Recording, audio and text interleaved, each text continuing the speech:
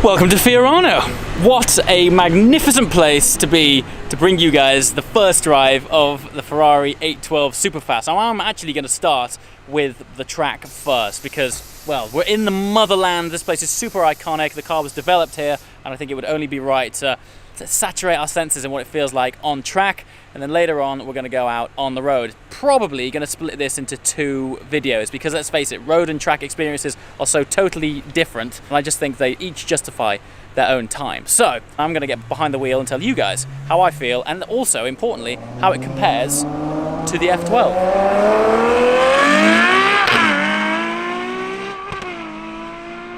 Certainly sounds amazing.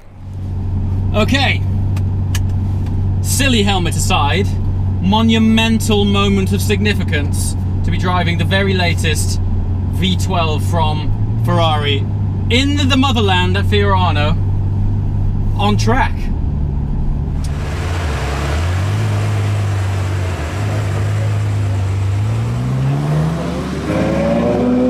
Let's just see what it's all about.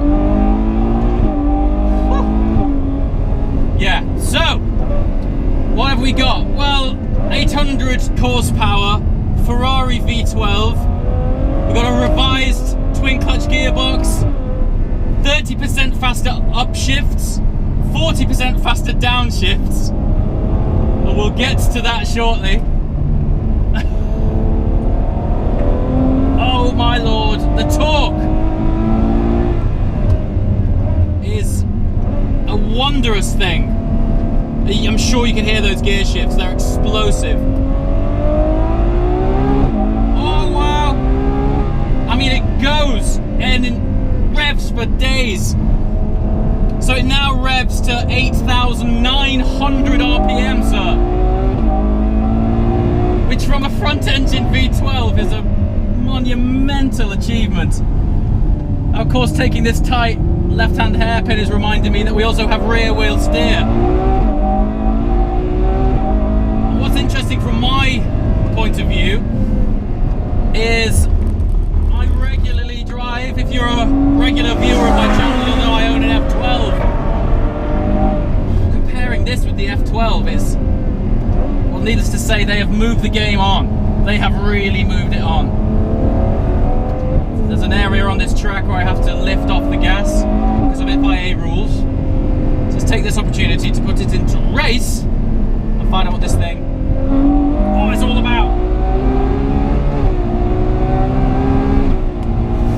Good lord! Now listen to that shift. Oh! What a wonder! The traction.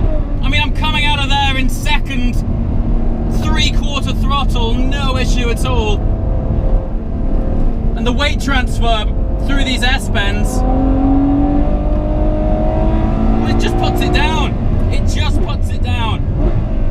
Braking, sensational. Now, I'm actually the fourth person, the fourth guy to get in this car. And, well, we're not going slow. Look at this, and how fast it picks up. Wow. It is a sensory occasion on every level. You can feel, actually, it's the first time that I've driven a car that you can feel the rear wheel steering working. Now, normally I would say that it's a compliment when you can't feel it working, because this thing has such a long wheelbase. There's a lot not being controlled. Oh, those shifts are sensational. This is also the first time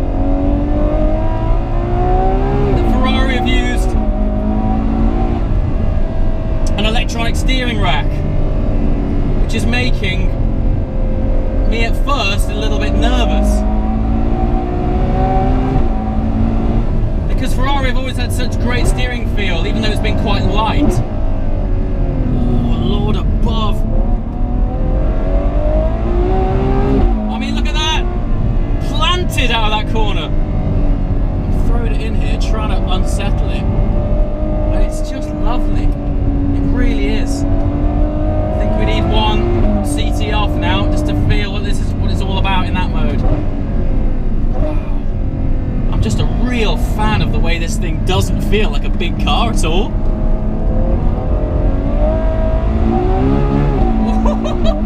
CT off is playful. Wow. But it's not intimidating at all. Now, what these guys have done with the electronic steering is they've dialed in some feedback. Now we know that's an artificial thing. Not scary. When it lets go, it's very progressive. This is their 5th generation side slip angle control. SSC5 was originally launched on the Speciale, and the fact that they can apply it to a car that is a touring Berlinetta is out of this world. Fabulous. What a wonderful thing. So what can I say? I mean, me being a gearbox snob, I'm mostly taken with this transmission. It's a wonder. It really, really is. I've always wanted to experience a Ferrari V12 with the downshift of the lap Ferrari that you don't have to pay over £1 million for. And this is it.